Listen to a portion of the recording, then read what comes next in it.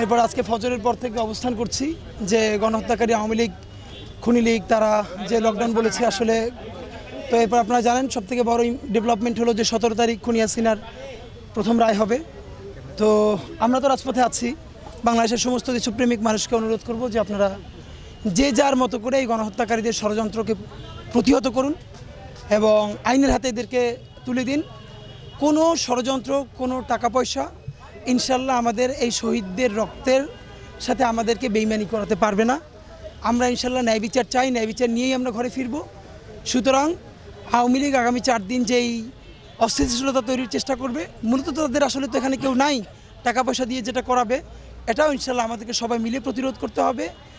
এই বিচারের পর ইনশাল্লাহ নতুন বাংলাদেশের প্রথম রাজনীতি শুরু হবে। বিচারের আগে আমাদের আসলে রাজনীতি শুরু হবে না, এটা বাস্তবতা। সুতরাং আমরা এখানে আছি সন্ধ্যা পর্যন্ত। তাদের লকডাউন যেটা বলেছে এটা তো অনলাইন লকডাউন, তো এরপরও আমরা আছি।